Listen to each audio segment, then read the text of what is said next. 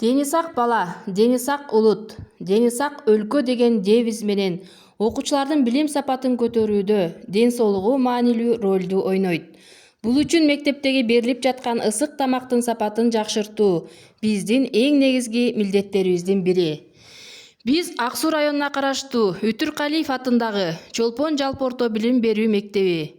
Биздин мектепте 27 мугалим эмгектенет. 368 окуучу окуйт. 368 окуучунун 124 окуучусу ысык тамак ичишет. Ысык тамак 2019 жылдын 11 сентябрынан бери Өнүктүрүү фонду тарабынан каржыланып ачылган. Ашканада бир ашпозчу, бир жардамчы эмгектенет. Мектеп тамагы окуучулардын сапаттуу билим алышын камсыздап, билимге болгон далалатын күчөтөт.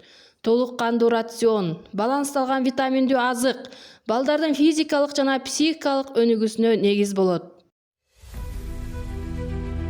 Ашканабыз жабдуулар менен камсыздалган.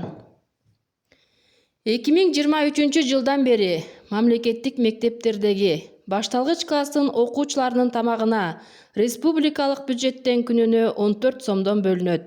Тех карта менен бир айга меню түзүлүп, жумасына 2 жолу уй эти, айына 1 жолу тоок этинен жасалып берилет.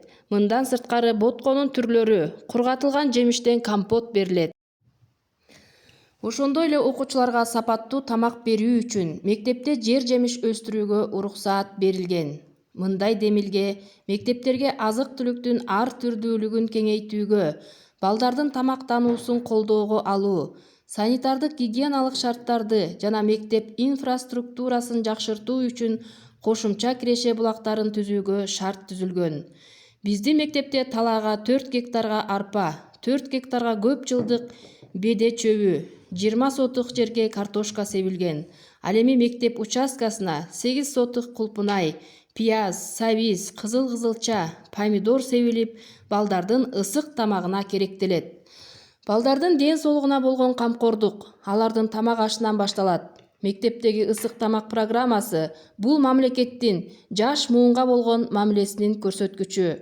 Бул ишти мындан ары да өнүктүрүү менен биз ден соолугу чын, акыл эси жетилген, ийгиликтүү жаштарды тарбиялайбыз. Балдардын келечеги үчүн салынган ар бир кадам бул жалпы коомдун жаркын келечегине салым деп ойлойм.